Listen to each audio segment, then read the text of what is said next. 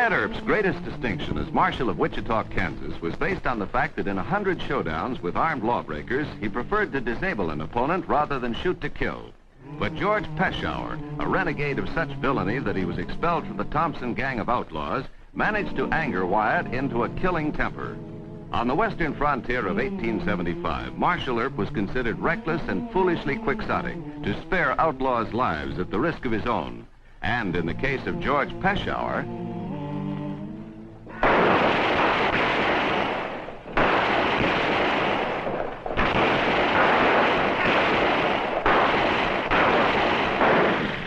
right, men, check in your guns quick.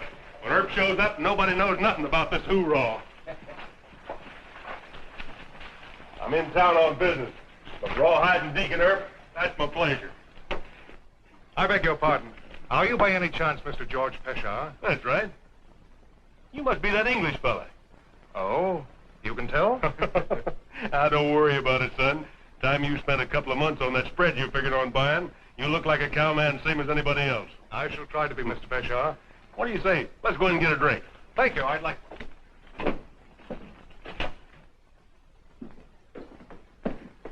Well, if it isn't our Miss Prim. Sorry. We haven't one vacant room. Oh? Is your bar filled up, too? Come along, mister. I don't believe I remember your name from the letter. Evatt. Rodney Evatt. Ah. I don't like the name Miss Prim. Do you mind if I call you Miss Primrose? The guest is always right. Nobody ever gets anywhere with her, son. She's a mama's girl. Proper and prim. Well, I've been here 2 days, and this is the first time she's spoken. I thought customs were a little bit more breezy out here in Western America. Well, you didn't speak to me. Well, that's true, but I thought the lady was supposed to speak first. hello, Mr. Peschauer. Hello, Deacon. Son, this is Deacon Wyatt Earp, the big law and order man in this town. Marshal Earp, I've heard a lot about you. Who did that shooting just now? I wouldn't know. You wouldn't, huh?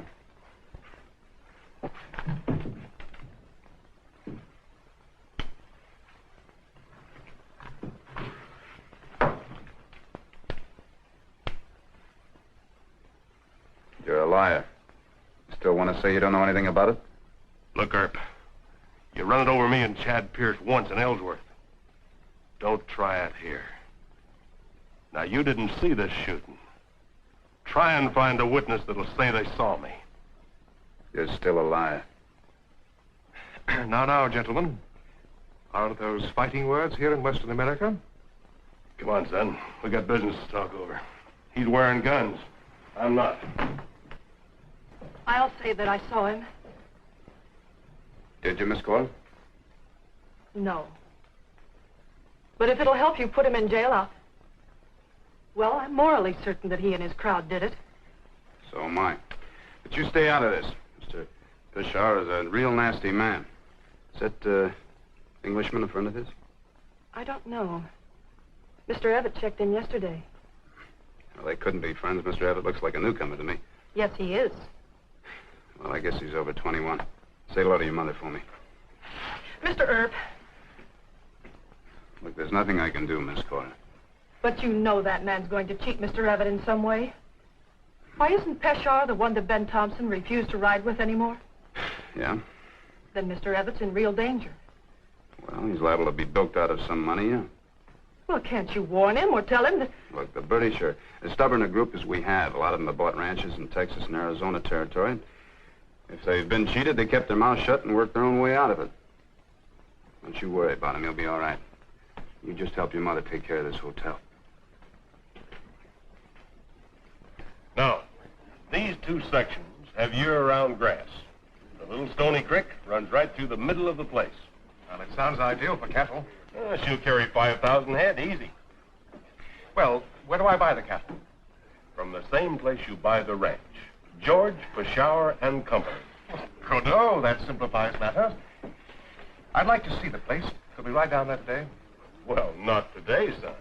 It's 150 miles. 100? Well, that would be a bit of a gallop, eh? I say, young chappie, you must be a blinking Britisher. Why, yes, I am. Fancy that. And how's your fuddy-duddy old queen? You take that back and apologize to my friend. I'm apologizing to no one. Kings, queens, or even you. No.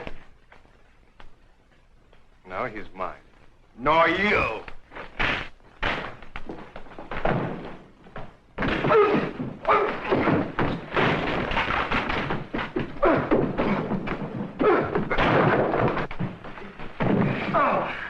Stop it!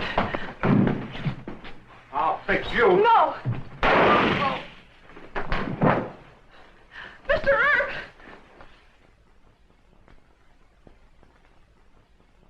You killed him.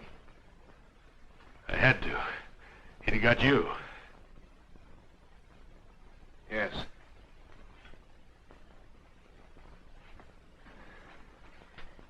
I don't know what to say. Thank you, man, for saving one's life is a... No, forget it, son. I won't forget it, Mr. Peschauer. I won't forget it. This man tried to shoot me. My friend here shot him first. Is that the way it happened? Mr. Everett and the cowhand were fist fighting. Then Mr. Everett knocked him down and he drew a gun from the rack. Mr. Peschauer shot first. With what? With this? You're under arrest. For saving my friend Everett? No, for not checking this. Not Marshal. It's obvious that... There'll be an inquest. You can tell your story then. You men pick him up and carry him to Dr. Fabrique's office.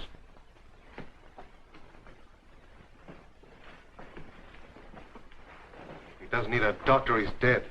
Dr. Fabrique is also our coroner. Come on, we'll take a walk over to the jail.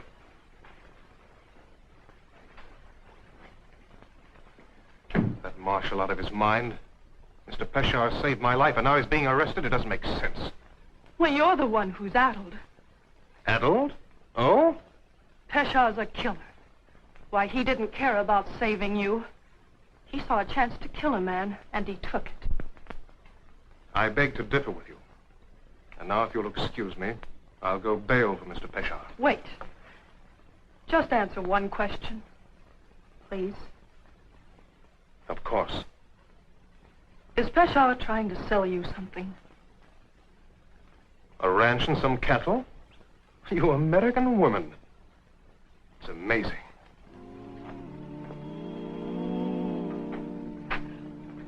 Cora. Yes, Mother. Lock the door, lock the door.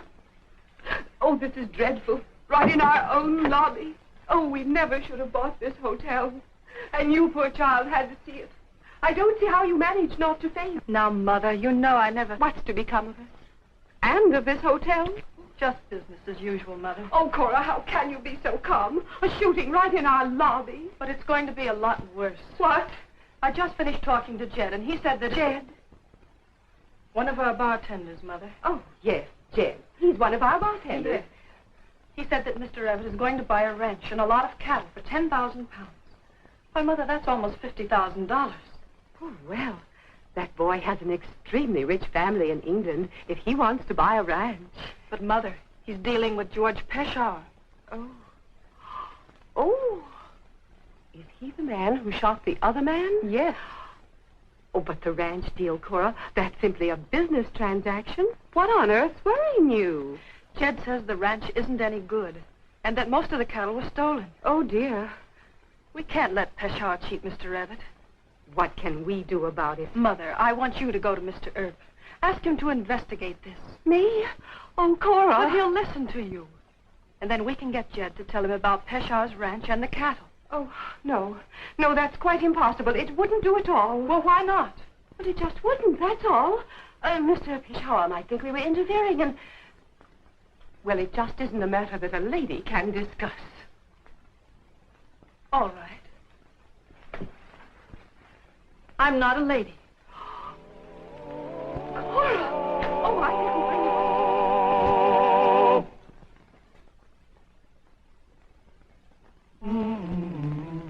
it. Here's the bail money for my friend. I don't know much about your American law, Mr. Earp, but I have the distinct impression that it follows most of the English statutes. Or am I in error? Mr. Evatt, you're not in error. We derive from English law. Then any offense less than murder is bailable. True. But killing a man in a gunfight is murder, technically. I say now, Mr. Earp, that's not quite cricket. You heard Miss Cora admit. Mr. Evatt, your friend's going to stay in jail until a coroner's jury exonerates him. Then it's obvious there's bad blood between you and Mr. Peschauer. Look, he's a killer, a cheat, and a rustler. Or I could use more profane terms if you'd like. I suppose you have proof of what you say. Yeah, I caught him cheating at poker once.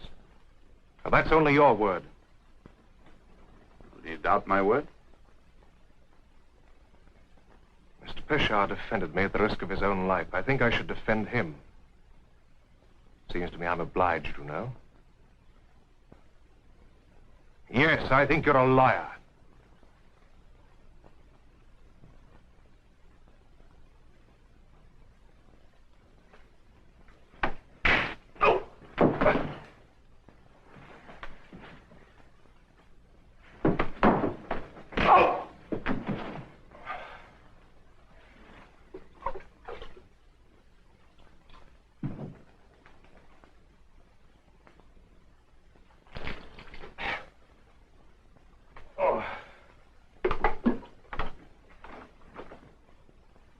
Marshal Earp, what happened? We had a bit of a row.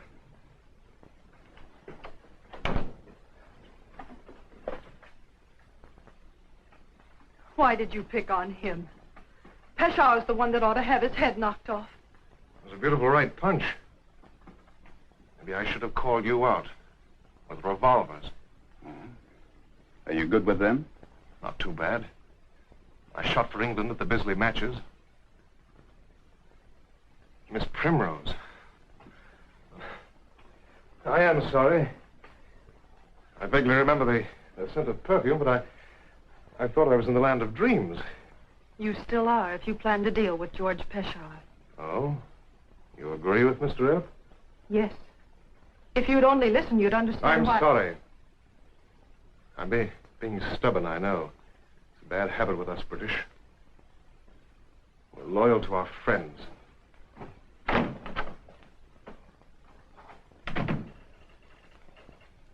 I tried, Miss Cohen. But Jed says the ranch is no good, that the cattle were rustled. Mr. Evatt should demand proof in writing. Why are you so concerned? Well, it's nothing personal. It's just that he's a guest at the hotel, and, well, we always look after our guests. Now, well, take my advice and forget it. You mean just stand by and watch a visitor being cheated out of $50,000? Miss Cora, if he goes through with the deal and finds out that he's being swindled, he can always swear out a warrant against Peschauer and sue him. Besides, there are an awful lot of Englishmen. Why don't you find yourself a smart one? Why, Mr. Earp, you don't think I'm interested in Mr. Evatt? Yes, I do. Now, look, I told you back at the hotel to stay away and not make trouble with Peschauer. Young England is going to stick with him to the last ditch. He'll break your heart. Good day, Mr. Earp.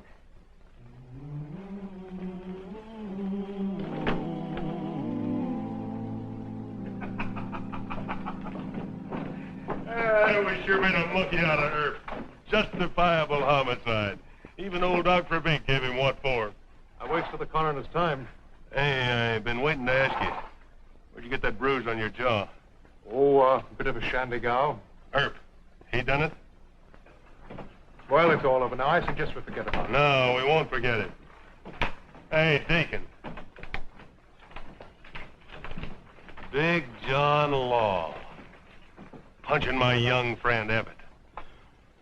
You want to make that your business? I want this young man to know that you're not a fair sample of an American. When you're not wearing your guns, you're as yellow as a buzzard's beak. I'll take them off. Now, leave them on. And when you and I meet, I'll be wearing mine. You do that. Is Mr. Earp afraid of you? You saw the way he acted, didn't you? Didn't seem afraid to me. Looked like he was trying to hold his temper. Just bluff, son, bluff. When I'm wearing my guns, the man that's not afraid of me is a fool or an idiot. Now, come on. Let's go wet our whistle. Talk about that cattle spread.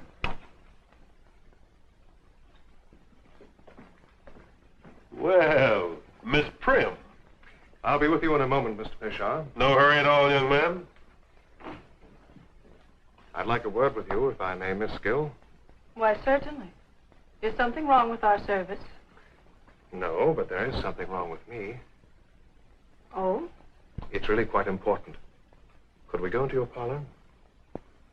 Well, just for a moment. Mother's busy in the dining room, and I have to watch the desk. Just for a moment.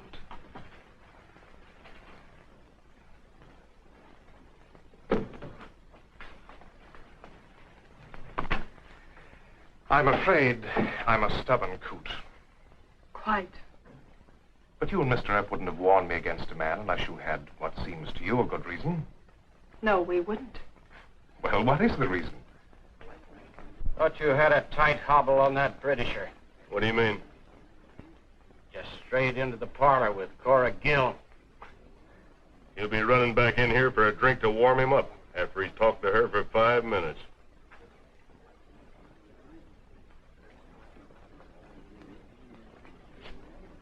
And Mr. Earp says that you should ask for proof of everything in writing.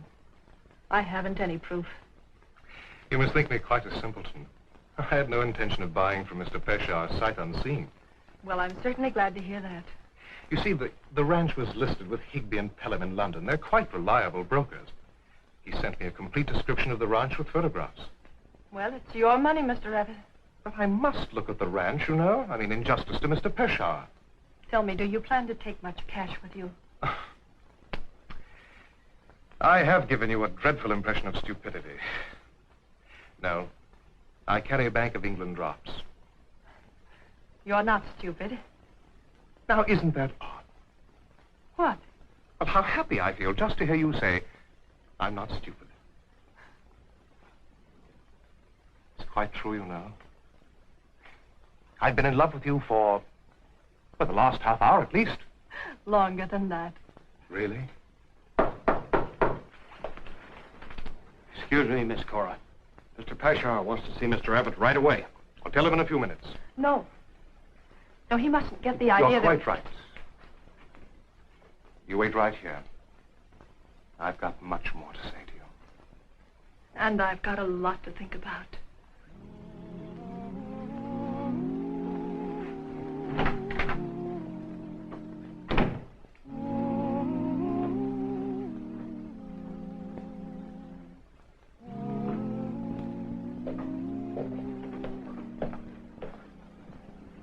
You wanted to see me? The paper just came out with a bad weather report for tomorrow. Oh? I think we'd better hit the trail, son. We can cross most of the creeks before the rains flood them. Well, when would you want to leave? Right away. I'll have to go upstairs and pack my gear. Oh, I'm sorry to rush you this way, but when it rains this time of year, that trail gets mighty bad.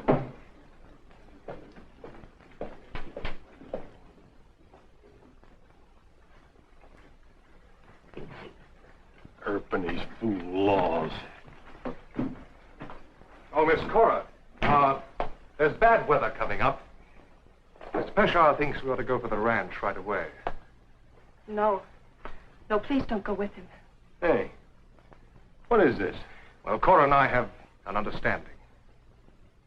What's the idea of telling him not to go with me? You're a cheat. And a crook. You've been listening to Wyatt Earp, huh? Now, look, let's not have any of this. I'll ask her. What else does Earp say? Earp doesn't say anything. I say it. Why, you stay out of this. I think not. No, he'll shoot. Fuck you. I want Earp. Where are you going? I left my gun in my room. You, going after him? Why don't you let me and the boys take Peschauer? He offered me the fight. But you're too sore at him, Wyatt. You might kill him. That's right. No, sir. Oh? A lot of folks heard Peschauer rawhide you. If you kill him, folks gonna say it was a grudge fight. You've been up against a lot of men as bad as Peschauer, and only wounded him or buffaloed him. Well, this is different. Why is it different? Because Peschauer really hates me. The rest of them were just drunks or killers paid to do a job.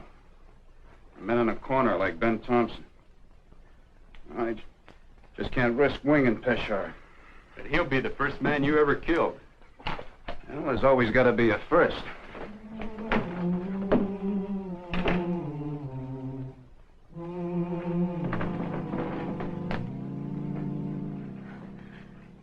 Oh, no, you're not. It's my job. It's not your job. The fight's between him and Mr. Earp. No, it's my fight. You can't do anything with a gun. Mr. Earp's been in 100 fights. He can take care of Peschauer. You let him handle this. No. A man must shoot his own tigers. Well, you can't love me and do this. I love you very much.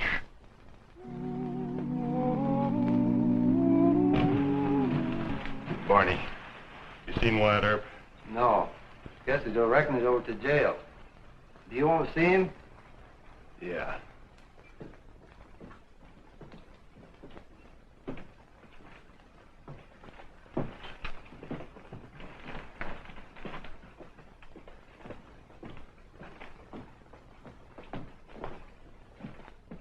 Yeah, I want to see him.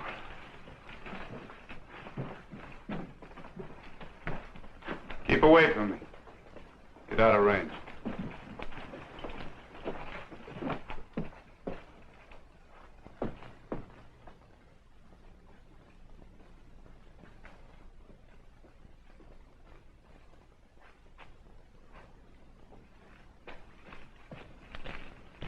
Mr. Earp, stay out of this. I don't want you, stupid. I want Earp. No, I'm your man. I don't know the etiquette of these things, Mr. Peschauer. I advise you to go for your gun. All right. I'll take both of you.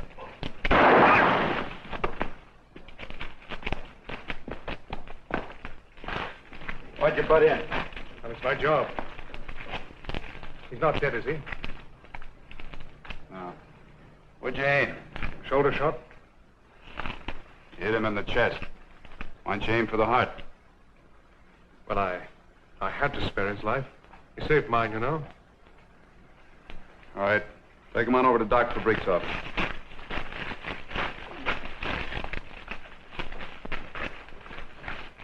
Give me your gun. Oh. Of course.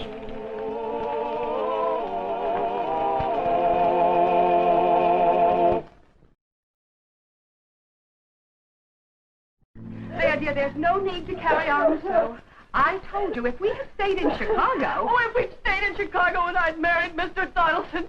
Stop it! Stop it! Now, dear, if you had just listened to me... Oh, that English boy, did he get hurt? No, ma'am. Oh, thank heaven. There you see, Cora, now everything's going to be all right. Oh, I begged him not to go, but he went anyway. Mr. Evart's a fine man. I think he saved Mr. Peschauer's life twice. Saved his life twice. Well, he didn't kill him, and he kept me from temptation. Well, then, what did happen to Mr. Peschauer? Well, he'll live. He got shot in the chest. Miss Cora, I told you there were an awful lot of Englishmen, but I think you ought to stop looking. Did you put Rodney in jail? Have you no shame? A man who went out to meet a desperado. A man who might have saved your life. A man... Rodney. Oh, Rodney. Oh, Mr. Earp, you had him up your sleeve all the time. You know, he's so much like that boy in Chicago. Why, you know, I don't think that Mr. Donaldson knows, but there was that other boy. Well, he cleaned up the country, the old Wild West country. He made law and order prevail.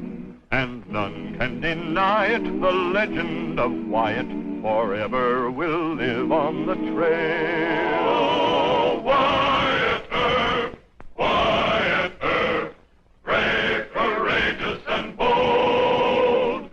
Long live his fame, and long live his glory, and long may his story be told. Long may his story be told.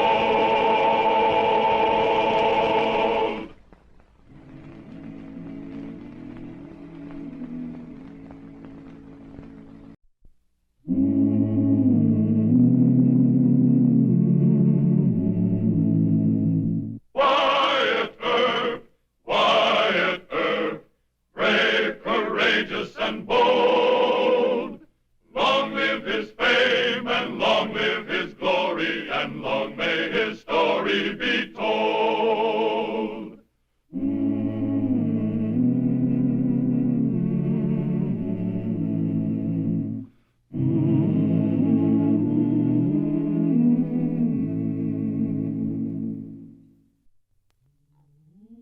One of the toughest problems Wyatt Earp had to repeatedly contend with in taming the wild and lawless cowtown of Wichita was mob rule, when otherwise respectable citizens, and some not so respectable, tried to take the law into their own hands.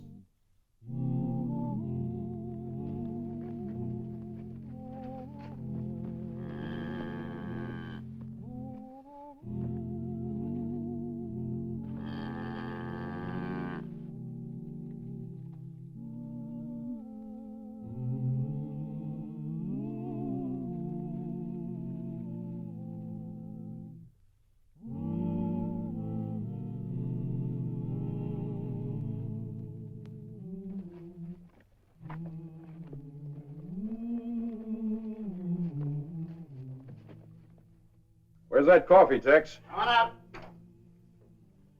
Morning, Shorty. Howdy do. How's things at the Rainbow Ranch? Some coffee? No thanks. Well, we're losing cattle now and then. You're not the only one.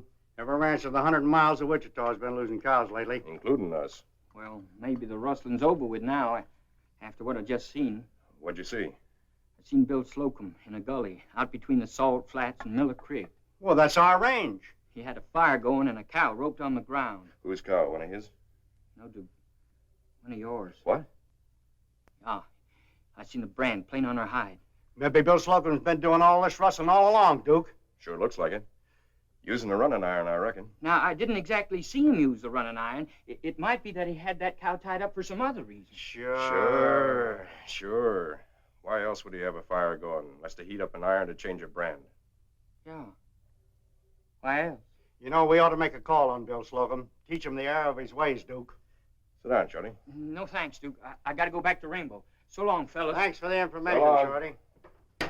Now we get that river bottom land that Bill Slocum claims is his for nothing. Uh-huh. You know, it's a good thing we got Shorty for a witness. Sure is. No one would believe it if one of my riders claimed he saw Bill rustling. Tex, you better get the boys. We're going to a party. Where do I pick up Bill? At his ranch? No, he'll be at the cattlemen's meeting this afternoon in Wichita. We'll take him in hand there. You think that's a good idea? Wyatt Earp might cause us some trouble. This happened out of town. It isn't any of Earp's business. And if he's as smart as people claim he is, he'll be looking in the other direction when we pick up Bill. You're the boss.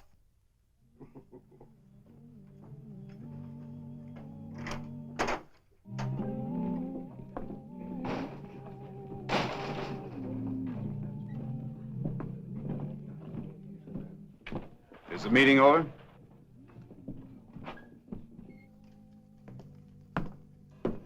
Hi, Moss. Bill? What? Mr. Delaney, how'd the meeting end up? Oh, like all meetings, a lot of talk, no action. Me, I'm a man who wants a little action. Like what? Well, I'd rather not say. But one thing I do know, if I lose many more cattle to the rustlers, I'm going into bankruptcy. Maybe you ought to hire a couple of range detectives yourself. There you are, Moss. No, I can do my own detecting.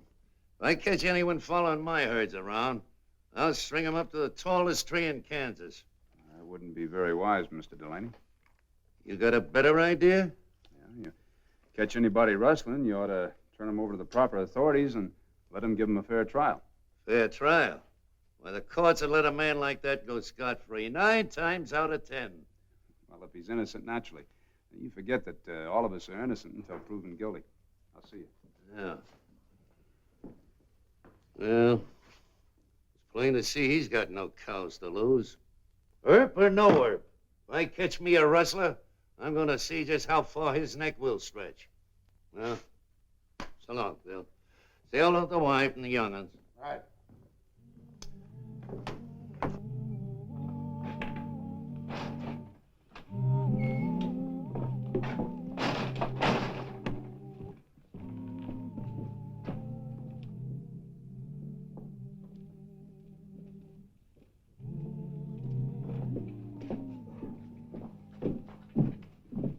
somewheres, Bill? Going in that saloon if it's any of your business, which it ain't. Says he's going in for a drink, Duke. You haven't got time for that drink, Bill. There's your horse. Get on it. What's the idea of pulling a gun on me? Get on your horse like Duke says. Put him on his horse.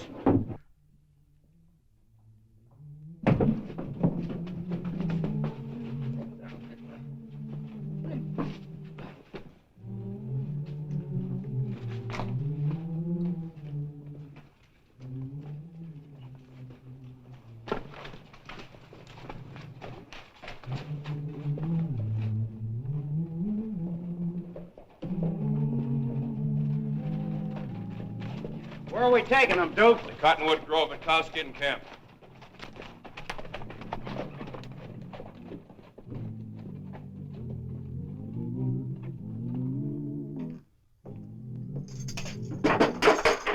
Wyatt, Duke Wilson and his boys just buffaloed Bill Slocum. They're taking him out of town. I heard Duke say something about the Cottonwood Grove at Cowskin Camp. Looks like they planned to lynch Bill.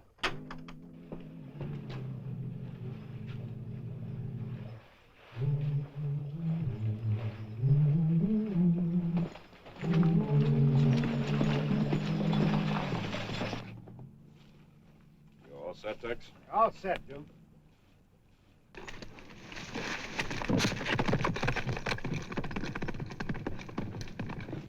Shorty Beckett saw it all, so we have proof, if we need it. No use my telling you you got the wrong man. You know who's been doing the rustling around here. Much obliged for the river bottom land, Bill. After you slip the noose over his head, I'll hit the horse.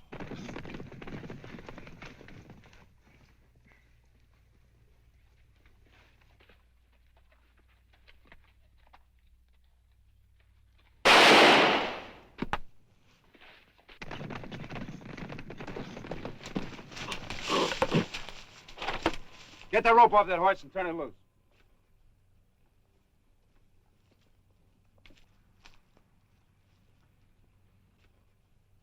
You're sticking your nose into something that's none of your business, Wyatt. Well, I figure lynching's every man's business, Duke. Your authority don't extend beyond the town limits of Wichita. You must be mistaken. Seems to me I got quite a lot of authority right here in my hand. You can't kidnap a man on our main street and bring him out here to hang him, or did somebody forget to tell you that? All right, Tex, cut him loose. I said cut him loose!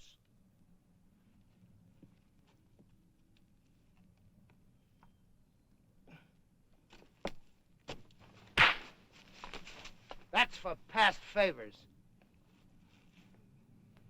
Man's a proven rustler, you know that. Yeah, who proved it? Shorty Beckett saw him using a running iron on one of my cows this morning. Why, you... Take it easy, Bill. That's hard in the knuckles. Go and climb on your horse. We'll start back to town. Well, I guess we know now how you feel about rustlers, Mr. Wyatt Earp. Look, proof of a man's guilt is only decided by a court of law. If you get any charges to bring against Mr. Slocum, you do it in the proper manner. And we'll have a trial by judge and jury. They'll decide whether your charges are true or not. That's the way civilized people do it, Duke, just in case you're interested.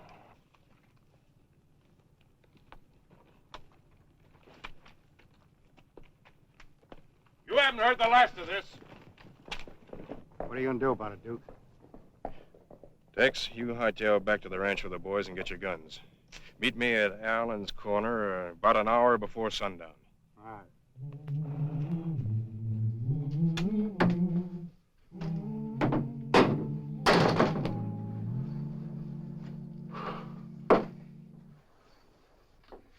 Heard about things like lynching parties, but that was too close. Wyatt, ever had anything like that happen to you? No. Never worn a noose yet, but I think there are a lot of boys around Wichita that got some hemp all picked out for me. Mighty awful feeling. You can't do anything about it. You can't reason with anybody. You can't convince them. Well, I tell you, Bill, half the trouble of being a marshal is trying to protect men from lynch mobs. If it hadn't been for you, I'd be dead right now. Sure. And what would they have done to those guys if they had lynched me? Well, they'd have been arrested, tried. Sure, and I'd have been dead. And the law would have just pointed their finger at them and said, you're bad, bad boys. Isn't that right? No, you're wrong. They'd have been found guilty. come on, get hold of yourself. Try to think of something else. All right, what do I do now? You stay here in jail under my custody. Till I can prove your case one way or the other. Stay here in jail? You just got through telling me that one of your biggest troubles is keeping away lynch mobs. If you keep me in there, they're bound to try and get me. Now look, cool off and try and forget about it. You're gonna stay here. Getting out of here. Now look, if I'm gonna die, I'm not gonna do it like a sitting duck. I'm gonna take someone with me. Wyatt, you saved my life. I don't want it to be you. Now get out of my way. I didn't think you'd fall for anything like that. You know, that gun isn't loaded. I know that trick, and I know it's loaded. Well, if I were you, I'd break it open and make sure. I know that trick, too, and I know it's loaded. Are you sure, Mr. Slocum? Don't make me pull the trigger, Wyatt. You know, I keep that gun unloaded because it's a good test on prisoners. I've had a couple of them pull the trigger on me.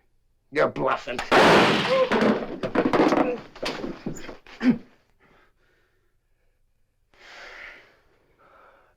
I'm sorry, Wyatt. I could have killed you. I'm sorry.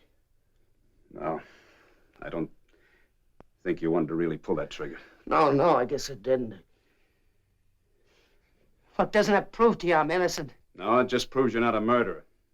It's a long road from rustling cattle to shooting a man in cold blood. But I am innocent. Then you ought to be willing to stand trial. The lynch mob, they don't go by the law and they don't go by evidence, but the judge and jury will. How do I know? Settle it in court, Bill. Otherwise, you're going to have that thing hanging over your head the rest of your life, and I can't keep you in protective custody forever.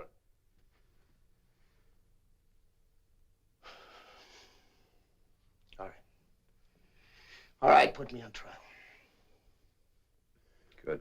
I'll make the arrangements with Judge Jewett. What? Sure want to thank you. Come on, I'll put you in. So. Well,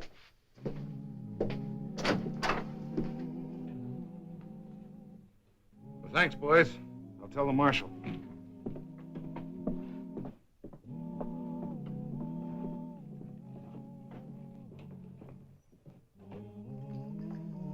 Wyatt.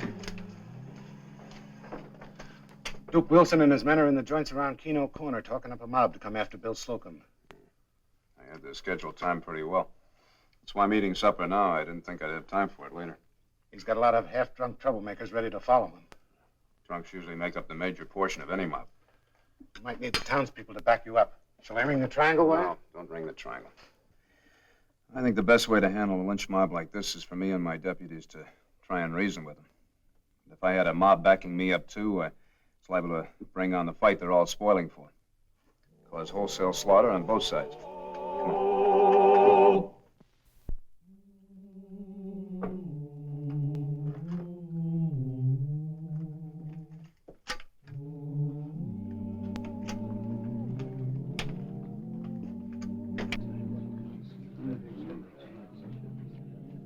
Here they come.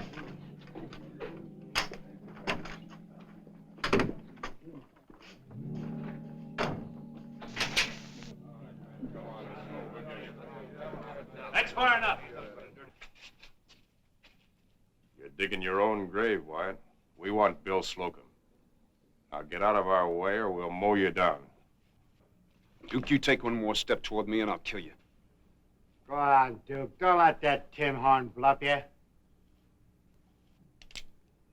If any of you think I'm bluffing, just take one step forward. I got 5 slugs in here and 2 barrels loaded with buckshot to spray both sides of the street. Between them, I don't think I could miss more than half of you. Well, Mr. Delaney, I'm surprised to see you with this irresponsible bunch. Most of them half drunk, all of them just itching to string somebody up. They don't care who or what the reason is. I guess the opinion I once had of you being a fair man was all wrong. Well, I've been losing a lot of cows lately, Wyatt. And I sure feel any man that's a rustler should be strung up to the highest tree in all of Kansas. Well, I'm not saying a rustler shouldn't be punished, Mr. Delaney. But why don't you let the law decide what punishment should fit the crime? Let them carry it out. Law? With a rigged jury, I reckon. The jury will be made up of cowmen. Now, who'd be better qualified to decide whether a man's a rustler or not than men like yourself? And you figure to give Bill a trial? Not let him go loose like Duke here claims? Bill's going to trial tomorrow afternoon at 1 o'clock. The charge of rustling. Judge Jewett tells me he's planning on having you as foreman of the jury. Well, maybe he's right. Maybe that's the right way to do it. Oh, no, he's just trying to grease you up, Jeff. You lied to me when you said Wyatt figured to let Bill go free. Yeah, what makes you think he won't? Because one thing about Wyatt, he don't lie. If he says Bill Slocum's going on trial, and with me, foreman of the jury, well, then that's so. Come on, break it up. What are you hanging around here for? Come on. Hold it! All you men are carrying guns in violation of a city ordinance. Before you start back to your saloons, you walk ahead of me to Judge Jewett's office and pay your fines. Guns are not to be worn within the city limits of Wichita. In the future, I advise you all to remember that. It'll save you a lot of money. Now get walking. Go on, move!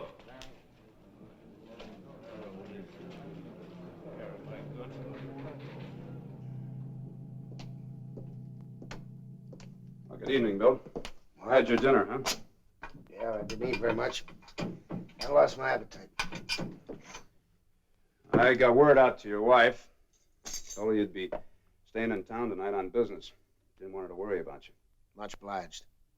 Oh, and thanks, too, Wyatt, for stopping that gang of drunks from pulling me out of here. Oh, forget it. Now, you're going to stand trial at 1 o'clock tomorrow afternoon. I think you're innocent, Bill. But thinking's not enough. I got to have proof. Otherwise, that jury just might see fit to bring in a verdict of guilty. You know what that means? I thought a man had to be proven guilty, not innocent. Well, that's the usual way. But everyone's a little touchy about losing cattle. They're just liable to let the circumstantial evidence carry enough weight to prove your guilt. You better give me some idea where I can locate most of your herd, and I'll take a ride out there first thing in the morning and have a look-see. Maybe we can figure out something.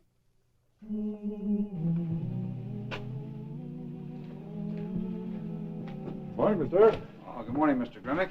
What are you doing up so early? Well, I came to get my horse, but my key doesn't work. Oh, I forgot to tell you. I changed the lock. I'm going to have to give you a new key. Well, I'm glad you finally told me about it. Oh, you want your horse, huh? Yeah, I'm going to take a little ride in the country. Well, this is kind of a funny day to be taking a ride. I heard there's going to be a big time over in town today. What with Bill Slocum standing trial and all. Yeah, well, I'll be back in plenty of time for that.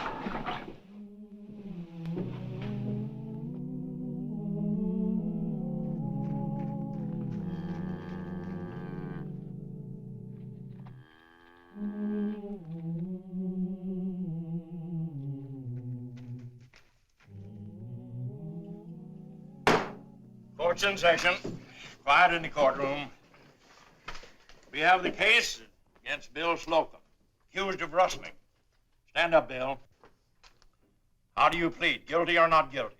Not guilty, of course. You don't need that, the course in there. Simmer down, Paul. Bill wants to emphasize the fact that he thinks he's innocent. Let him. I don't see the counsel for the defense. Any of you gents know where Wyatt Earp is? What's Wyatt Earp got to do with the trial, Judge? He's going to act as defense counsel. Ain't that a little irregular, Judge? Well, it would be ordinarily, but Wyatt asked me if he could. I said yes, which makes it regular. Well, I guess it don't matter much, seeing as how we got enough evidence to hang Bill anyway. Only hope Wyatt ain't as fast with his tongue as he is with his guns. Now, let's get on with the case. Wyatt will show up at any time. Bill, you better step over here at the stand and give us your side of the story. Raise your right hand, place your left hand on the Bible. You swear to tell truth, whole truth, nothing but the truth, so help you God? I do. Stand. And you'll never get a cowman to believe that you had that fire burning for any reason but to heat up a running iron. Like I said, I roped that cow before dawn. I had to wait for it to get light. What were you doing putting your rope on a Duke cow? She ain't your property. While I was waiting for it to get light enough to see that Duke brand plane, I started the fire to fix my breakfast. Why were you so curious about the brand on a Duke cow? To see if you could blot it out some way? I've been losing a lot of stock lately, both cows and calves, and I thought that cow was mine. I was certain of it. Excuse me, Your Honor.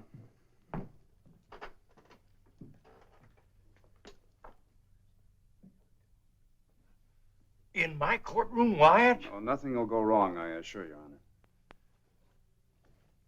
Proceed. Are you trying to say that you think Duke Wilson's been stealing your cows? I am, and I was trying to prove it. It ain't bad enough that you rustle from a man, but you got to turn around and accuse him of doing it to you. I'd like to say a few words to all of you. I object, Judge. I got the floor here, and I intend to keep it. Let Wyatt speak his piece. He's gone out and gotten some evidence. Maybe it'll settle this case. Thank you, Your Honor. Mr. Murdoch, would you give me a hand? Glad to. Now, one of the things you cowmen should have taken into consideration before taking for granted that Mr. Slocum here was the rustler was the almost impossible task for Bill to change a brand like Duke, which has got 4 letters in it,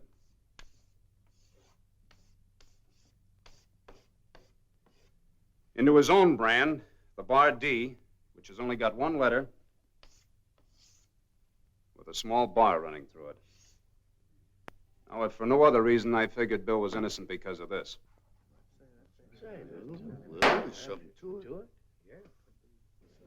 But now take a look how easy it is to change Bill's bar D brand into the Duke brand, simply by blotting out the small bar that runs through the D on the branding iron and adding the 3 letters U-K-E. Maybe Slocum ain't guilty. You don't know. Now, if you excuse me, I have a witness I'd like to bring in.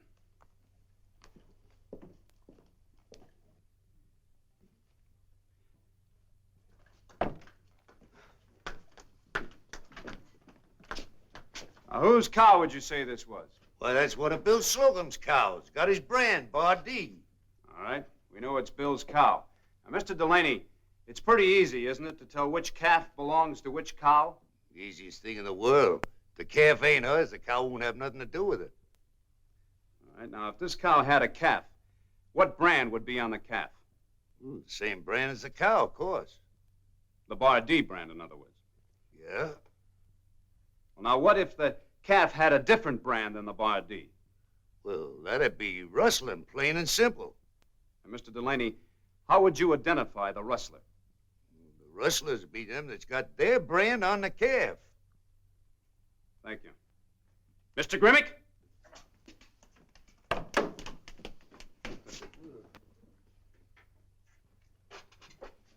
Well, look at that.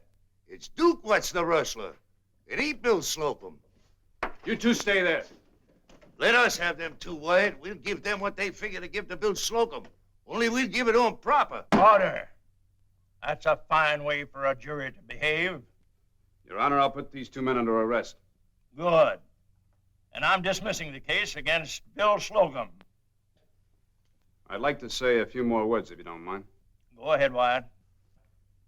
Now, you men got to get it through your thick skulls that the days of lynching are over on this frontier. If you continue ignoring the law, you can bet your bottom dollar we'll never get out of the woods at all. Ollie, I want to take him to jail. We got a nice cell and 2 bunks waiting for him. Orders adjourned.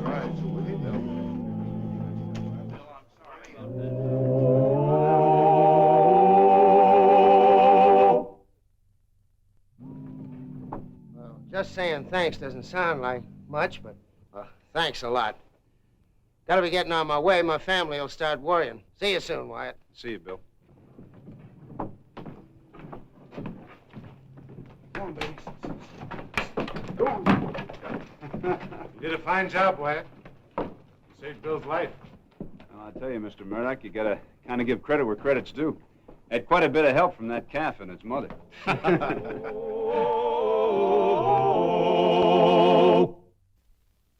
Well, he cleaned up the country, the old Wild West country. He made law and order prevail. And none can deny it, the legend of Wyatt forever will live on the trail. Oh, Wyatt Earp, Wyatt Earp, brave, courageous, and bold. Long live his fame, and long live his glory, and long may his story be told. Long may his story be told.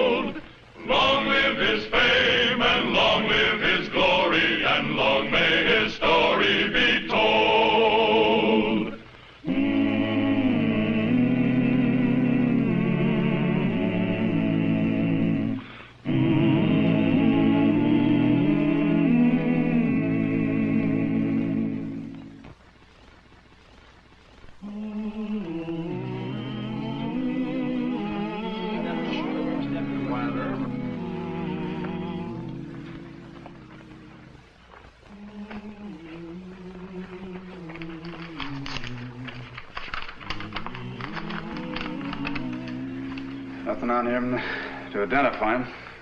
Paul, his horse must be out there. Go check the saddlebags, will you? All right.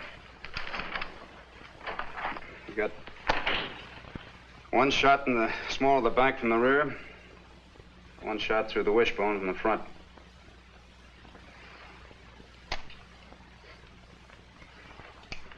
You say you had this gun pointed at you when you swung around from the cash box and fired. That's right, Wyatt. Isn't that kind of a risky thing to do? I mean, firing into another man's gun? Impulse, I guess. Just flashed through my mind. I saw the gun lying in the cash box, and I thought I could surprise him. I did. You swung around and fired. It's pretty good shooting for anybody, much less a bookkeeper. Most men know how to shoot. Well, you're either an expert or you're pretty lucky. You're questioning me like you don't believe me. No, not at all, Harry. I'm just marveling. In my business, marvels never cease. Bookkeeper fires 2 shots, both shots hit the mark. How come you put the second shot in the back? The first one must have spun him around. I thought I missed him. I thought he turned to run, and so I let go a second one. I didn't know until I looked at him that I'd hit him the first time and must have spun him. Well, the horse out there belongs to him, Wyatt. Every one of them's got an owner. None of the owners is him. Well, that just doesn't make sense. A man's gonna try and pull a robbery without a getaway horse. Maybe he was working with somebody. Take another look. Look for a lone rider with a spare horse. Why don't we stop being policemen, Wyatt, and give Harry credit for a good job well done? By nightfall, he'll be a public hero. Drop in the Texas house. I'll stand treat myself. Thanks. Well, maybe Paul's right. Harry, let me be the first to congratulate you. Thanks, Wyatt. I'll take a look at the wanted posters tonight. Maybe there's a reward for you. Ollie, you stay here. I'll get Doc Fabrique to come over and make a coroner's report. Right.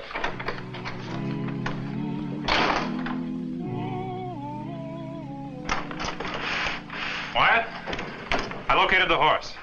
Uh-huh. Black's corral. I wasn't even thinking of asking Black, just telling him about the robbery. It's when I told him what the dead man looked like. You identify him? This time I'm ahead of you. Dead man's name was Luke Miller. Horse's brand was Double B. That's a Texas outfit camped in the creek. You know, doesn't seem much like a robber, does he? If you're mixed up now, take a look at this. This'll really confuse you. It's Harry Drew, with a mustache. I was kind of hoping you wouldn't catch the resemblance, at least not so quick. Harry Doland. Remember the Jesse James gang? Wanted in Kansas City for robbery and murder. You suspected him? No. I was looking for the dead man. Instead, I find the hero who shot him. I'll look through this old file once in a month of Sundays. Why'd I have to be such a bird dog this one time? Yeah, know how you feel. Seems like such a likable fella. Nice, hard-working, likable fella. Well, it's more than that. Ollie was talking to Harry while Doc was making out his coroner's report, and he told Ollie that his wife's coming in on tomorrow morning stage. Ooh, rough. Tell you what, Wyatt, I'll toss you for who has to pick him up. I can wait. Right now, I want to get a wire off to Kansas City. Get some more information on Harry. I'll take a ride out to the creek first thing in the morning. Have a talk with the dead man's outfit. By the time I get back, we ought to have some word from Kansas City police.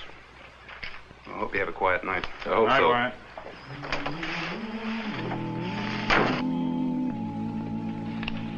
None of us ever did get to know Luke Miller very well. Now he's dead, huh? Yep. Well, he was sort of a sour cuss. He liked his own company better than ours. You ever hear much about his past? Well, he wasn't the kind of fellow you'd ask about his past. Saw him shoot the head off a rattler from horseback once. Well, none of us thought we'd like to argue with him. Think he might have been the gunman on the Dodge? Oh, I don't know. Could be. Wouldn't be the first time an outlaw hid himself in a cow outfit. Sure, I'd heard talk he'd been with the Jesse James gang, but... Oh, well, you know how cowpokes talk. Yeah. Well, thank you, Mr. Murray. See you around.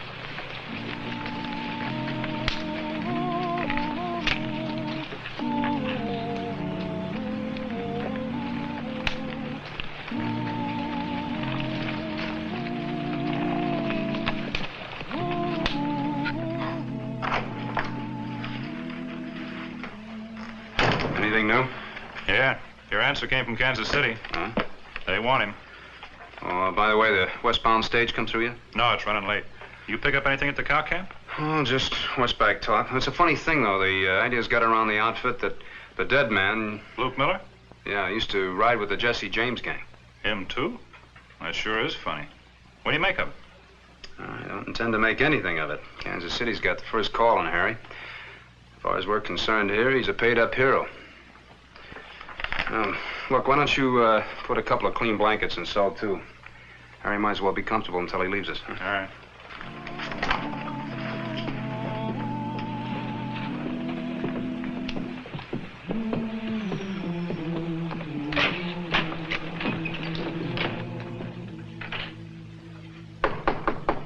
Come in.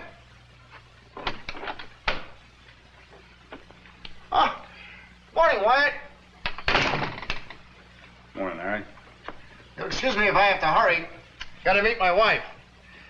What a celebration we had last night. By the way, I don't remember seeing you there. Well, I was working. What brings you out so early this morning? More questions?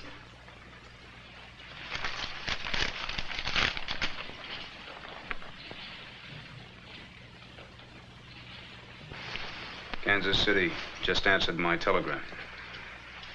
The charge is still active. Just when I send for my wife. Just when I think I'm safe. How long will you get in Kansas City? 30 years. Me and another prisoner broke loose on the way to the pen.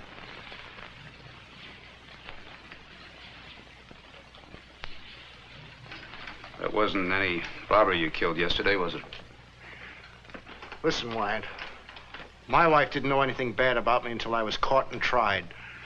She lived on the farm next to me in Missouri when we were kids. And even after I was caught and tried, it didn't make any difference to her. She would have waited for me. 30 years. No woman's gonna wait 30 years. I had to be free. Look, Harry, it's not gonna do you any good to tell me all that. I was too young to get in the war. But I was there when Jesse and Frank James came riding home. I listened to Frank talk one night. He told about how the banks and the railroads were running it over us, and it seemed right to fight it. At the time, it seemed right. Harry, there's nothing I can do. Oh, look, Wyatt, you've known me all these months. I've been living honestly, just waiting for this chance to bring Ann out here. Put an end to all this grief and misery. Let me show... Not taking any chances, are you, Marshal? I'm sorry. Force of habit. You were going to show me something. Forget it.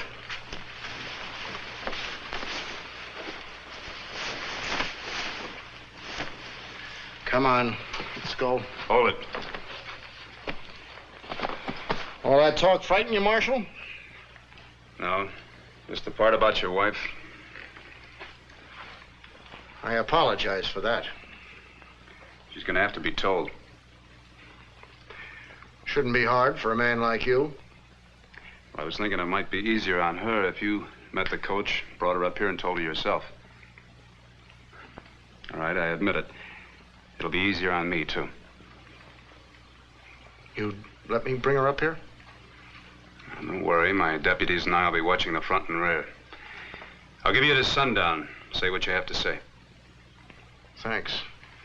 Oh, what I wanted to show you was my bank book. Honest money, honestly saved. Yeah, I know, Harry. Come on.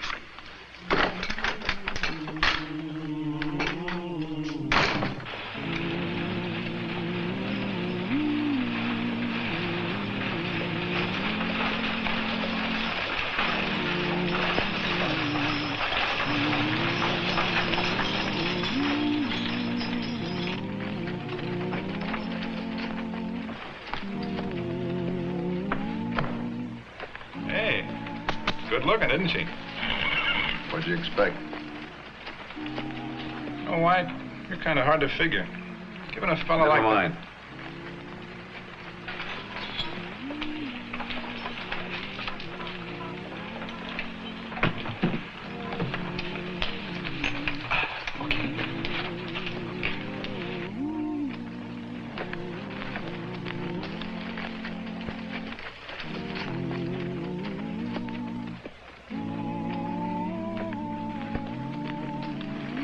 Go keep an eye on the hotel.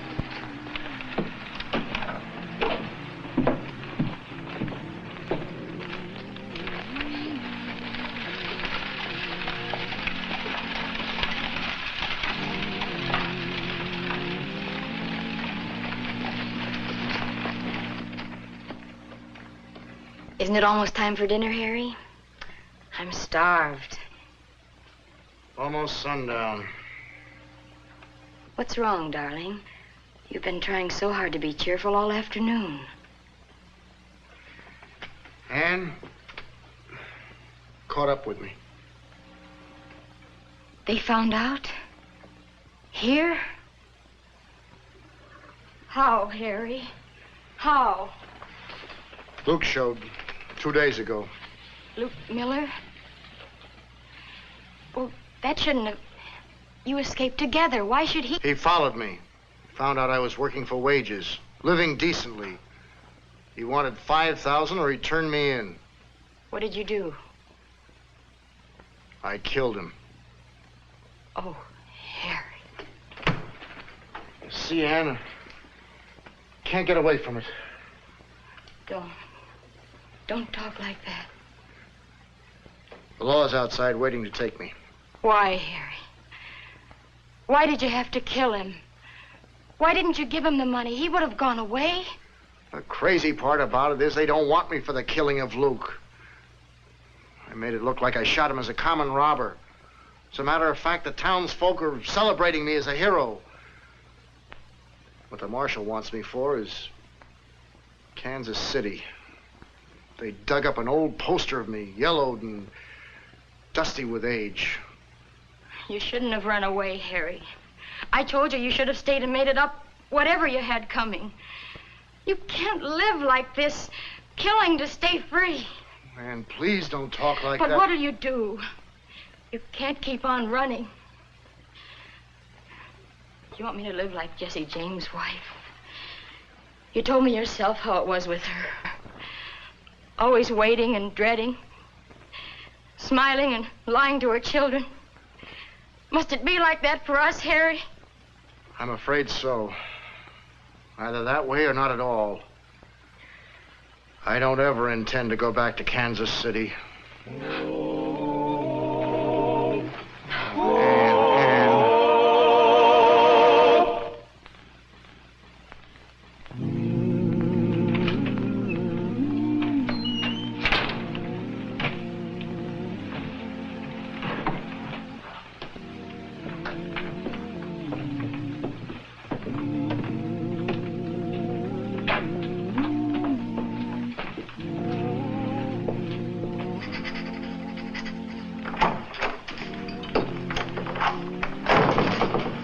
Paul? Okay. You want to get those affidavits on the noon coach, better hurry. I got it when you're loaded. I'm finished. Might as well tell you, Wyatt, there's some nasty talk going around town. Usually is. People don't like to be fooled. They don't like to spend money buying drinks for a public hero one day and the next day's in jail. What's Harry supposed to do? Give him the money back? Oh, it's not Harry they're mad at. It's you. So be careful when you make the rounds. You know, Paul, one of these days the sun's going to rise on Wichita and there's not going to be a single citizen mad at me.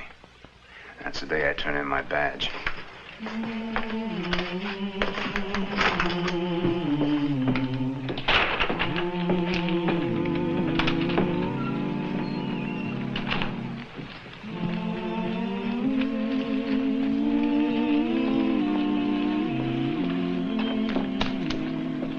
Eddie, can you get this in the mailbag for me?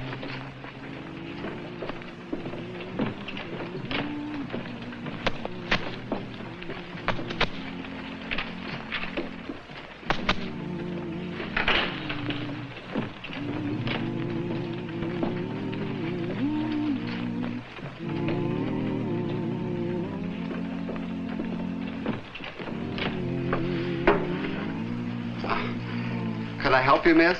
I'd like a revolver. A revolver, miss? Yes, please. Any particular make or caliber?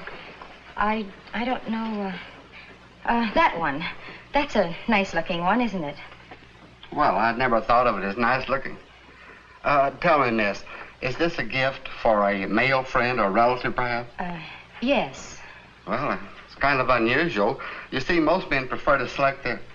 Well, would you know the purpose? Is it to be used for hunting or as a sidearm? Please, sir.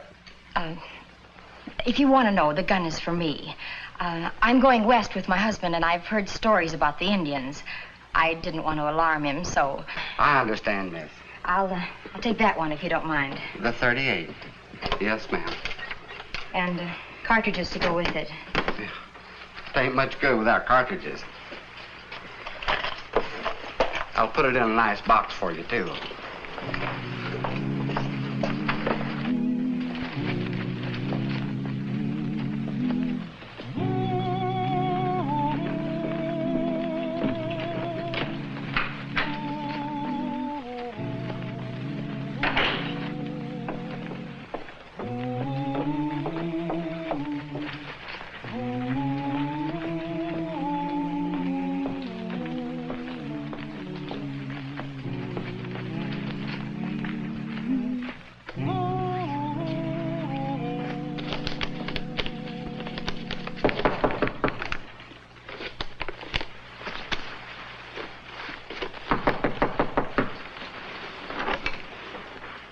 Yes, sir. I'm Marshal Earp. May I come in?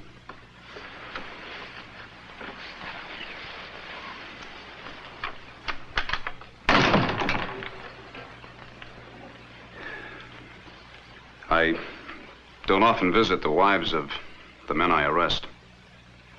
What is it you want? You know, you don't look like the kind of a woman Who'd be married to Harry Dolan? Outlaw? He's your prisoner. What difference does it make to you what I am or look like? I just don't want to see you get hurt. I don't think Harry does either. I couldn't be any more hurt than I am already. I don't understand you. Look, why don't you just go home? It'll make it easier all around. You needn't worry, Marshal. You won't have an hysterical woman on your hands. I'll be leaving. Thank you. Good day, Mrs. Drew. May I see him this evening? Certainly. I don't know anything about these things, sir, but if I could pay you enough money, it's been done. I'm not that innocent. Harry meant to go honest, Marshal. We were going west to California. He had saved some money. Nobody would have known about him. Isn't there anything I could possibly do? What about the man your husband killed? What about Luke Miller? Oh, surely, Marshal, you can't call that a crime. Why, the whole town knows that The town only knows what it reads in the paper. But I know, and you must know, that the man your husband killed is no ordinary robber. I don't know anything about him. Well, I didn't expect you to tell me anything. You're loyal. I understand that. But this is what I mean about your being hurt. As long as Harry lives and keeps on running, he'll have nothing but trouble, Mrs. Drew. Good day, Marshal.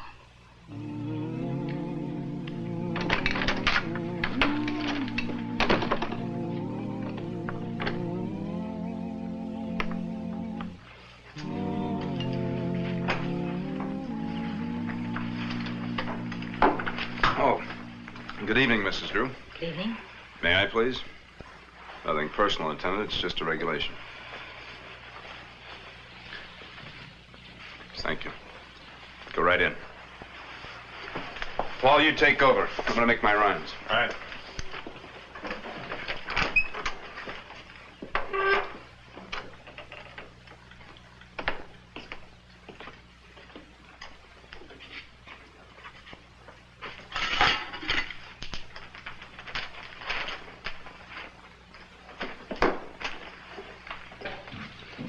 Did you bring it?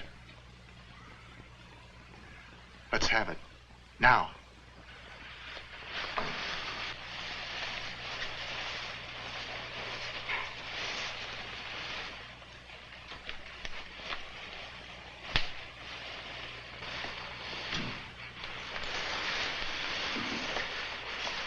Must it be like this, Harry?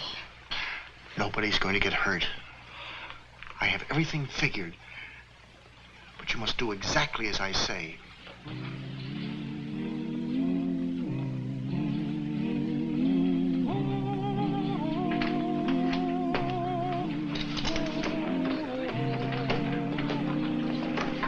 let me see the shotgun, huh? The usual, lady. Evening, Henry. Howdy, Wyatt. Sure caught you out this afternoon, didn't I? Caught me out? It's good and clean, Eddie. That pretty lady you followed to my store. You was sure giving her the eye. Well, there's nothing wrong appreciating beauty, is there? Well, appreciating's just about as close as you ought to come to that particular lady, my friend. Oh. You know what she bought off me? Henry, I haven't got the slightest idea. I know you'll think I'm kidding, Wyatt, but that pretty lady bought herself a gun off me. A gun? Yep, a gun. Imagine that. It was a .38. You know what she said she wanted it for? Said she was scared of Indians.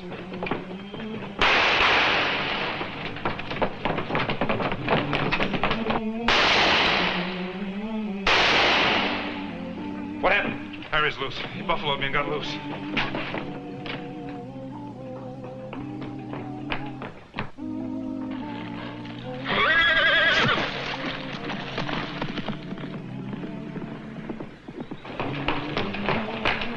Stop it, Harry, or shoot! What is it, Wyatt? What happened? Harry's loose. He's gone to the livery stable and he's armed. I'll take the rear, you two men take the front. Get everybody off the street! Watch yourself. It's a member of the James gang.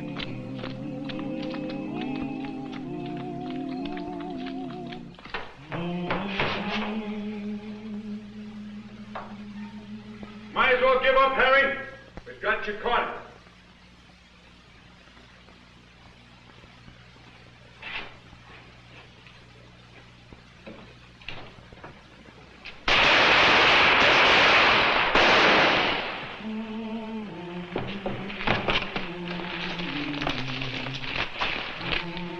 Wyatt.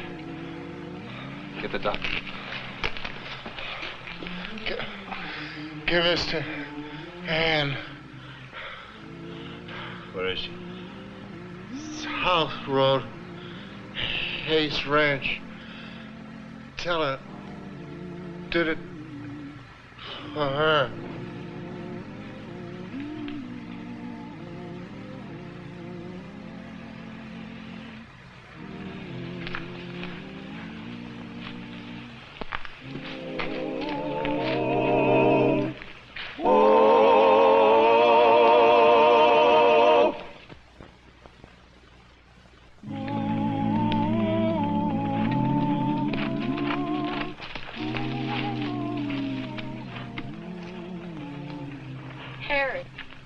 Harry. Where's Harry? He won't be coming to meet you.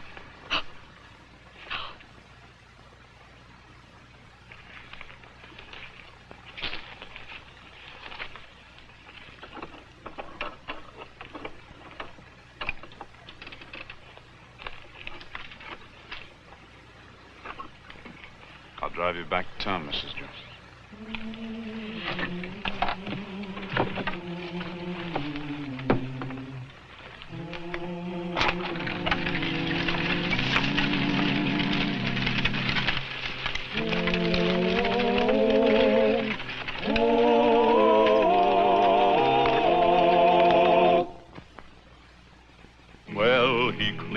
The country, the old Wild West country, he made law and order prevail. And none can deny it, the legend of Wyatt forever will live on the trail. Oh, Wyatt Earp, Wyatt Earp, brave, courageous, and bold. Long live his fame, and long live his glory, and long may his story be told. Long may his story be told.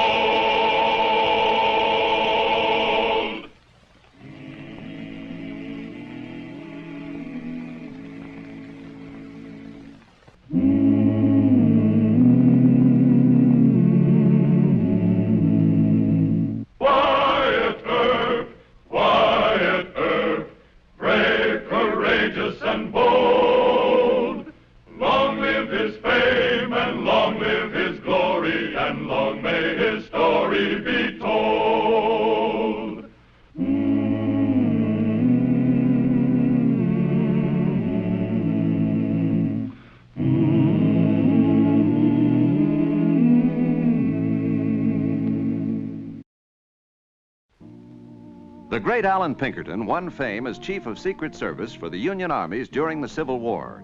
After that, the detective organization he headed became the scourge of outlaw gangs on the western frontier.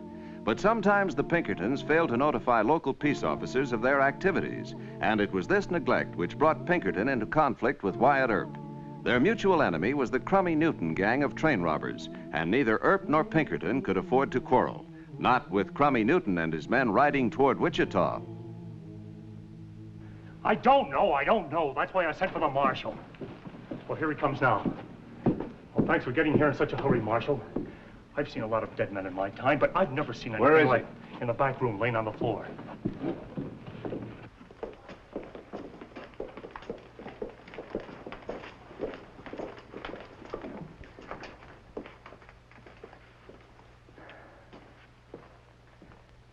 You men get out of here. Close that door behind you.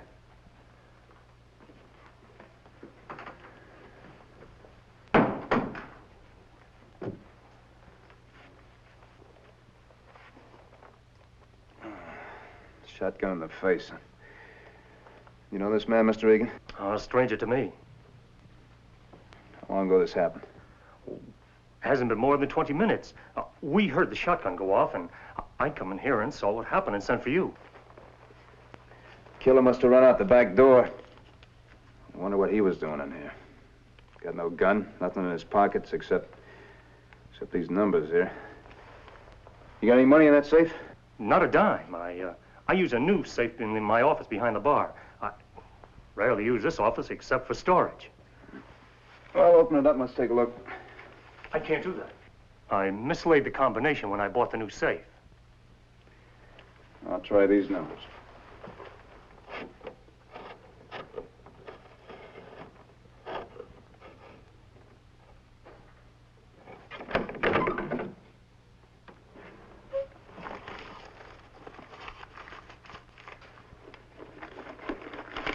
Money?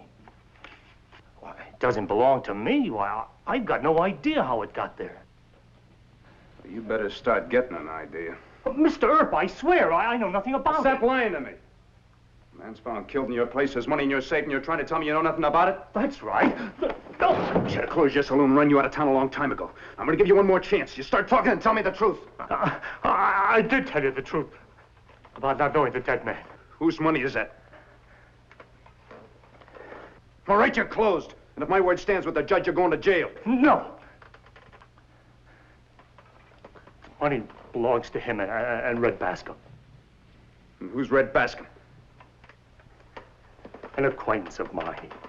He asked me would I rent him the use of the safe for a few days. That man's Bascom's pal. I rented him the safe, and that's all I know. You know more than that. What? You know you wouldn't rent that safe just to an acquaintance. Now, who's Red Bascom? I can't tell you. He'd kill me. All right, I think I know who he is. It's one of the names that Red Kelly uses, isn't it? Isn't it? Yes. Red's one of the Crummy Newton gang, isn't he? Dirtiest killers and train robbers out this way. You want to get me killed? No, not necessarily. But I didn't ask you to pal up with that kind of man. Are you leaving the money here? Yep. Red'll be back for it. If you don't tip him off. And if you do, I'm going to tell Newton you talk to me. No. I won't tip him off, Mr. Earp. I swear. This time I believe you, Mr. Regan. Doc Fabrique will be over to make out his coroner's report. You keep everybody out of here. Yes. And I don't want excuses. I want to see Marshal Earp. I'm Alan Pinkerton, and I haven't got all day. We sent for him, Mr. Pinkerton. We had a little trouble over at the Orient Saloon. He should be here any minute. Probably a drunken brawl. In a properly organized police department, the chief marshal lets his deputies cover the saloon. Who's your chief court official here in Wichita? That'll be Judge Jewett, sir. Then please tell him I'd like to see him, Alan Pinkerton. I'd like to speak to the judge and Marshal Earp at the same time. All right, sir. Oh, this is Mr. Alan Pinkerton, the Pinkerton, Mr. Earp. Oh, I'm very glad to know you, Mr. Pinkerton. Why, you're so young, you can't be Wyatt Earp. Well, we're even. I didn't think you could be Mr. Pinkerton. Just as a matter of form, may I see your credentials? Do you need all my papers, or would a letter from the governor of Kansas be sufficient? Well, that'll do. Won't you have a chair? No, I haven't the time. Merely wanted to check in with you and the local judge. A courtesy call, Mr. Earp. You after a train robber by the name of Red Kelly, alias Red Bascom? Why, yes, that's right. Railroad sent you, huh? Well, I'm after him, too. He just killed one of his pals down at the Orient Saloon. Murdered? Where's the dead man? Doc Fabrica, our coroner, is taking care of the body. Did you see the body? Yeah, I was pretty badly messed up by a shotgun, but I'd say he was about 35, 6 foot tall. Brown hair, brown mustache. Poor Williams. I've been afraid of this. He was one of my men. I had him planted in the Crummy Newton gang. I'm sorry. Well, it's my fault. I didn't want him to risk it. I should have ordered him not to. Williams joined the Crummy Newton gang more than a year ago. He's been with them ever since. He was going to be our chief witness, and we rounded them up. He was with the gang in the Hannibal and St. Joe robbery last week. It's a pretty brave try he made. I aim to arrest Red Bascom or Kelly or whatever name he's using tonight if I can. No, absolutely not. My men will be here in the morning. We'll handle the case. I'm sorry, sir. What? Mr. Pinkerton, the murder was committed in Wichita, and well, we kind of like to handle our own cases. Why, that's ridiculous. You're not a detective. You're just a cowtown marshal. You must be Judge Jewett. Yes? I'm Alan Pinkerton. Oh, how do you do, Mr. Pinkerton? Not well at all. One of my best men was killed here today. Oh, I'm sorry to hear that. Young Mr. Earp here says he's going to handle the case. Well, why not? Well, I'm just a cowtown marshal, Your Honor. Now, don't take it wrong, Earp. I merely suggested that you lack the experience. And, Judge, I must ask that you rule him out of the case. Request denied. Huh? Emphatically. Mr. Pinkerton, you have great fame as a detective, but certainly no right to come into Wichita and dismiss our marshal. Well, thank you, Your Honor. I got an idea how I can nab Red Bascom. I guess I better be working on it. Well, Mr. Pinkerton, I'm mighty glad to be able to work with you. And what if that boy makes a mess of it? Mr. Pinkerton, that boy is one of the best marshals on the western frontier. He hasn't mishandled a case yet. If he blunders on this one, I'll authorize you to take over, but not before.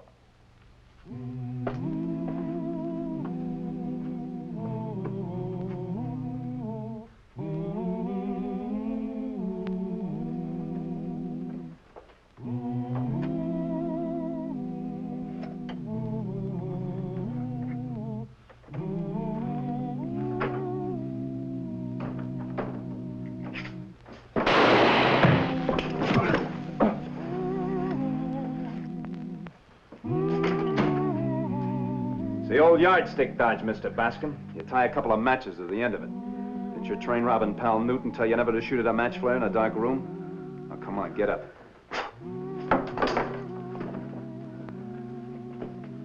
Go on. Do you have a cigar, Mr. Pinkerton? No, thanks, Judge. Never used them. Mr. Pinkerton, meet Mr. Bascom. That your man? Yes. Well, you don't waste time, do you? Has he told you where he and Williams hid the money? No, sir. $40,000, Earp. It's rather important. I'll make it a whole lot easier on you if you tell me where the money is. You find it. You're the great detective. I'll find it. And you'll hang for murdering Williams. Who's Williams? I never heard of him. Why, you... Hold it, Mr. Pinkerton. We haven't got any proof that he murdered your man. As far as the money is concerned, I know where it is. Well, why didn't you say so? Look, you want just him and $40,000, you want Newton and the whole gang. My first job is to recover the hold-up loot. Is it too much to ask that Marshal Earp turn over the $40,000? I think that request is quite in order, Wyatt. All right, sir, if that's the way you want it. But you don't agree. No, sir, I don't. If Newton finds out that Mr. Pinkerton recovered the money, he'll never come into Wichita. We'll get him eventually. I must insist, Judge. All right. Turn over the money, Wyatt. Yes, sir. Paul, book Mr. Bascom on suspicion of murder. Ollie, put him in cell 2. Yes, sir. Mr. Pinkerton, the $40,000 is in the back room of the Orient Saloon. I suppose you want to handle this yourself. That's right. I do. I'm no great detective, Judge, but I'd still rather have Newton and his whole gang.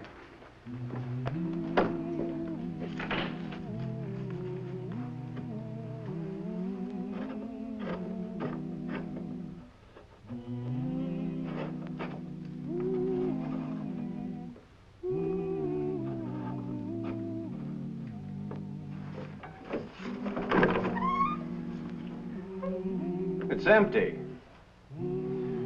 Yeah, it sure is. Makes me look kind of stupid, doesn't it? Well, I knew you'd bungle it. Or did you?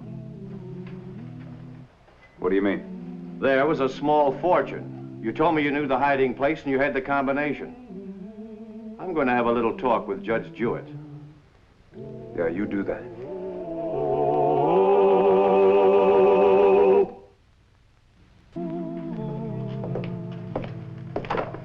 Unlock it.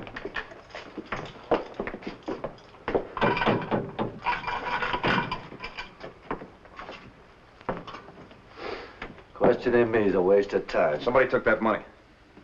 Oh, what's a trick? No trick. You've been double-crossed, Red. Why, that dirty Irisher. Well, nothing I can do about it. Well, that suits me. I'm releasing you.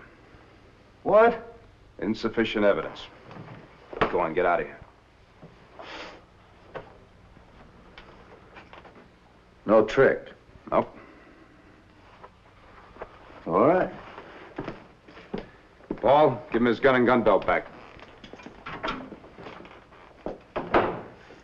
Ollie Taylor. I don't care what he does. Just stay out of sight and follow him.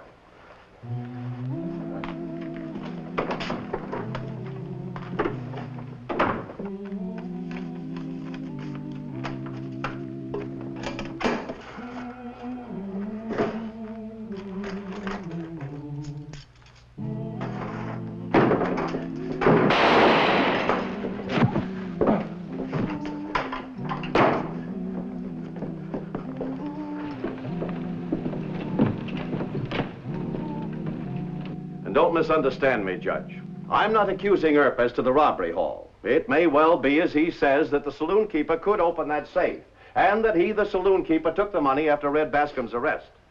Well, I believe Wyatt. Ah, but do you think he acted within his authority when he released Bascom? No, Mr. Pinkerton, I don't. Isn't it true that a man arrested on suspicion of murder can only be released by a judge? Yes.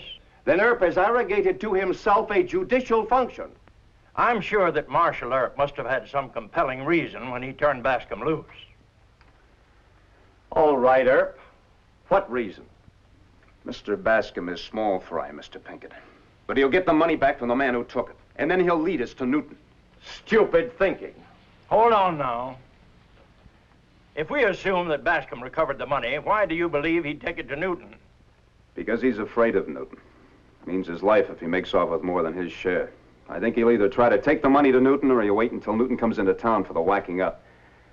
But either way, I'll get Newton. Absurd, a pipe dream. The money is gone and so is Bascom. And I stand here empty-handed because of your impudent effort to play detective. Wyatt.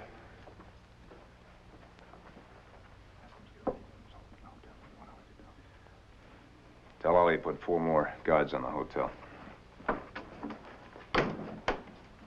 Bascom just killed Egan, the owner of the Orient Saloon.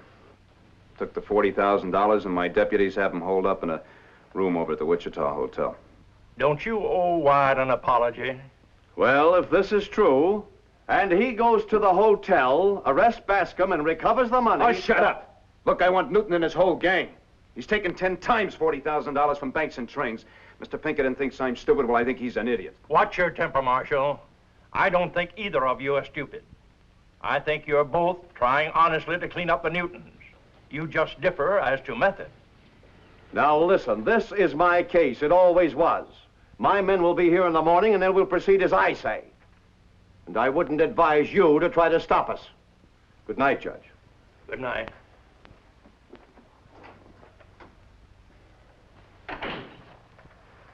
Wyatt, you're on shaky ground, you know. Releasing Bascom was quite out of order. Sir, Mr. Pinkerton thought I stole that money. I had to release Red, hoping that he'd go after it. I've stood by you as long as I can, Wyatt. Sir? You mustn't have any more trouble with Pinkerton. He carries a special appointment from the governor. He can walk into any federal court and accuse you of obstructing justice. Even when he's wrong? Right or wrong, you keep out of his way. He's too big for us, Wyatt. I can't save you again. Good night, Wyatt. Good night, Judge.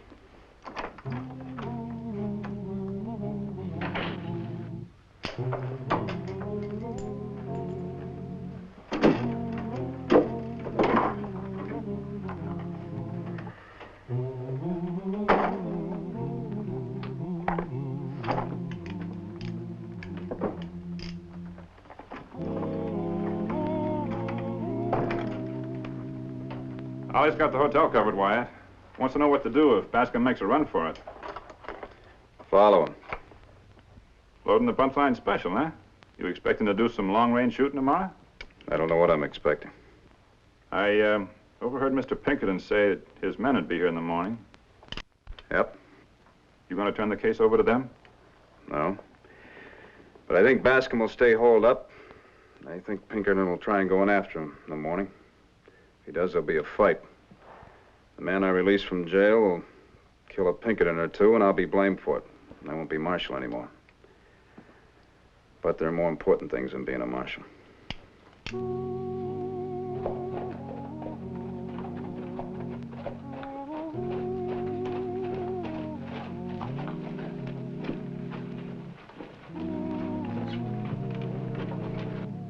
Good morning, Al. Morning, boss. Crummy Newton rob any more trains? No, but we got a report last night that he's headed this way. We'll take care of him later. Red Bascom's holed up in there with the money. Hey, great work, boss. Mr. Pinkerton's cornered Red. Where's Charlie Williams? Dead. Killed right here in town. Bascom? Yeah. We're leaving up for Charlie. George, you and Mike take the back. Brick and I'll take the front. Boss, you stay out of this. I'm not staying out of it. You got a warrant to search this hotel? I don't need a warrant. Well, I say you do. Earp, you're still stupid. Look, Mr. Pinkerton, will you give me a chance to work this out my own way? Now you're obstructing justice and defending a murderer and a thief.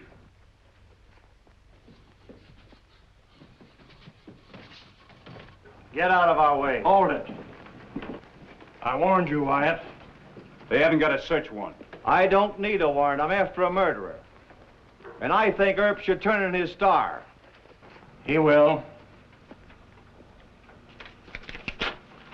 There's your search warrant, Mr. Pinkerton. I'm sorry, Wyatt.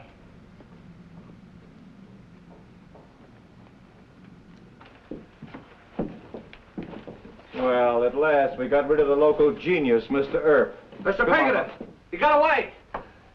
He rode off just as we got around his back. Which way was he headed? Straight out of town on the west road. Let's go get him, boys.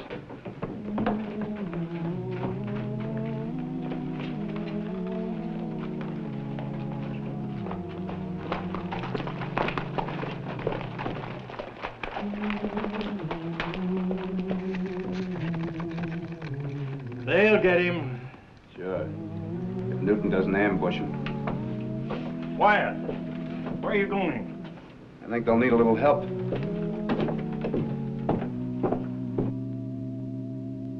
Well, he ought to be here. I still think he'll be here soon. Here he comes now.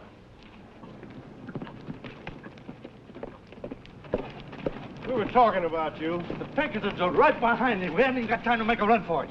We'll have to bushwhack them. Hide the horses, men. Never mind the fires. Hurry up, get them on outside. Come on, get him under cover over there. All right, everybody stay down now. Wait till I get all the way in. Hurry up, get them outside. Come on, get him out of there.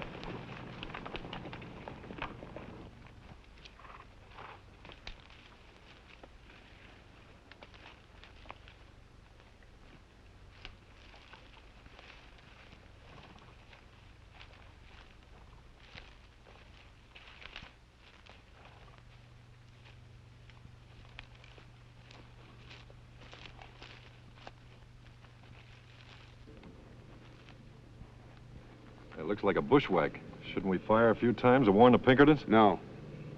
I want Newton. The Pinkertons will ride right into that ambush. None of my business. Pinkerton made me a private citizen. Here they come.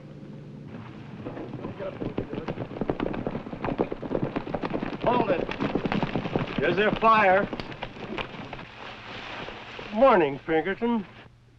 You after me? Stop it. We haven't a chance. You'll pay for that, mister. The great Pinkerton riding into a bushwhack, just like any greenhorn from New York. I'm the one you want, not my men. Oh, there's plenty of time for the killing. Get off your horse.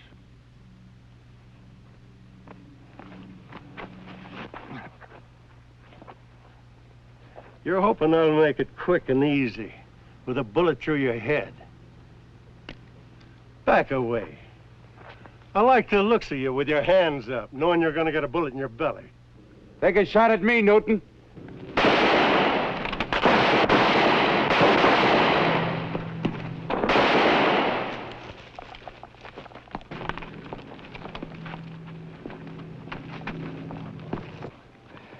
You killed him. No, just creased his skull. Well, maybe you'd better crease my skull. Isn't worth going to jail for, Mr. Pinkerton. You can take Newton and his boys back to town. You won't have any more trouble with Red Bascom, Wyatt. Is he dead? Bascom brought the money into camp. He's probably hidden over there in the brush someplace. Al, see if you can find the money bag over the brush. Let's get the cuffs on these men, put the wounded on the horses. Let's get back to town. All right, boys, let's look for the money. Hey, Wyatt, why let Pinkerton take all the credit? We're the ones that saved his life, and we're the ones that did grab that Newton gang. What are you after, Ollie? Place in history? Most of that stuff's just written from hearsay by men that are too lazy to dig up the real facts. And so, Pinkerton's a big hero, and I'm a skunk. Who's going to know the difference 100 years from now?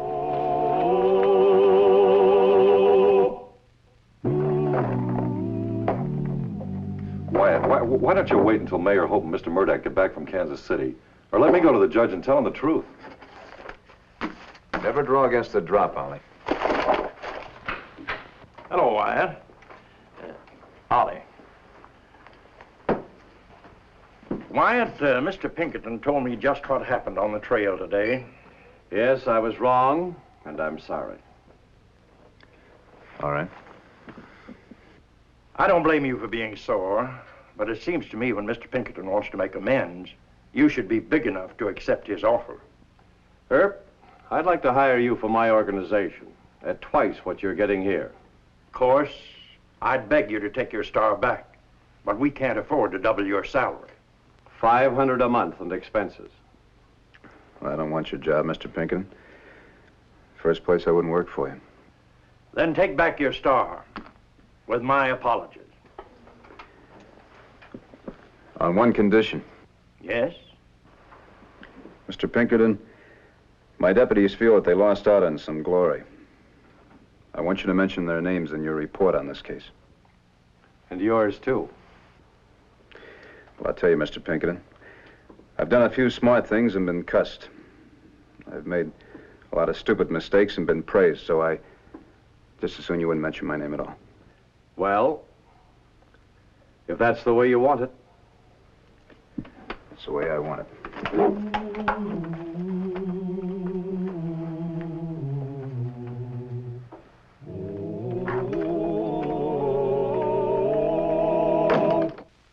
Well, he cleaned up the country, the old Wild West country. He made law and order prevail. And none can deny it, the legend of Wyatt forever will live on the trail. Oh, Wyatt!